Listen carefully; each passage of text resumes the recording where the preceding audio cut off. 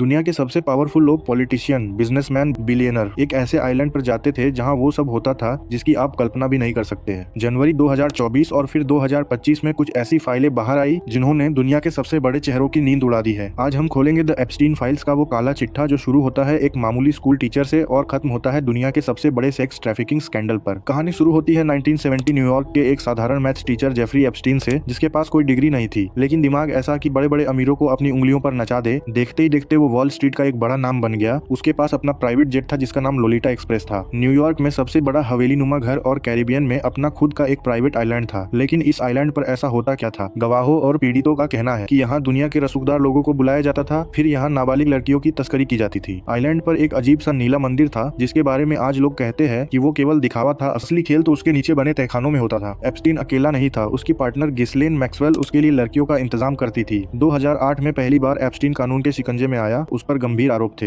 लेकिन उसे मिली सिर्फ 13 महीने की जेल, और वो भी ऐसी कि वो दिन में काम पर बाहर जा सकता था। इसे इतिहास की सबसे स्वीट हार्ट डील कहा जाता है। आखिर उसे कौन बचा रहा था? कौन थे वो लोग जो नहीं चाहते थे कि एप्स्टीन का मुंह खुले? जुलाई 2019 वक्त बदला और एप्स्टीन फिर गिरफ्तार हुआ। इस बार बच निकलना नामुमकिन था, लेकिन 10 अगस्त 2019 को न्यूयॉर्क की सबसे सुरक्षित जेल में जो हुआ, जिसे सुन सब हैरान रह गए। जेफरी एप्स्टीन की मौत हो चुकी थी। अधिकारियों ने कहा आत्महत्या, लेकिन दुनिया ने कहा मर्डर, क्योंकि उस रात जेल के कैमरे खराब थे, गार्ड सो रहे थे। क्या एप्स्टीन ने खुद अपनी जान ली या उसे हमेशा के लिए चुप करा दिया गया ताकि वो बड़े नामों का खुलासा न कर सके? एप्स्टीन डिडंट किल हिमसेल्फ, ये इंटरनेट का सबसे बड़ा मिस्ट्री स्लोगन बन गया। कोर्ट के आदेश के बाद एप्स्टीन फाइल्स पब्लिक की गई। इन फाइलों में हजारों पेपर है। इसमें प्रिंस एंड्रयू, बिल क्लिंटन और डोनाल्ड ट्रंप जैसे नाम आए। हालांकि नाम आने का मतलब ये नहीं कि सब दोषी है, लेकिन उनकी मौजूदगी ने सवाल खड़े कर दिए। हाल ही अपडेट्स में भारतीय उद्योगपति अनिल अंबानी और यहाँ तक कि दलाई लामा के ऑफिस से जुड़े कुछ ईमेल रेफरेंस भी फाइलों में मिले हैं। इलॉन मस्क, बिल गेट्स जैसे नामों का भी जिक्र इन फाइलों में किसी न किसी बहाने आया है, जिससे हड़कंप मचा हुआ है। एप्स्टीन फाइल सिर्फ एक अपराधी की कहानी नहीं है, बल्कि यह उस सिस्टम का सच है जहाँ पैसा और ताकत कानून को भी खरीद सकते हैं। आज भी हजारों पेपर और वीडियो ऐसे हैं जिन्हें शायद कभी सामने नहीं आने दिया जाएगा। क्या हम कभी पूरा सच जान पाएंगे या फिर पावरफुल लोग इस काले सच को हमेशा के लिए दबा देंगे?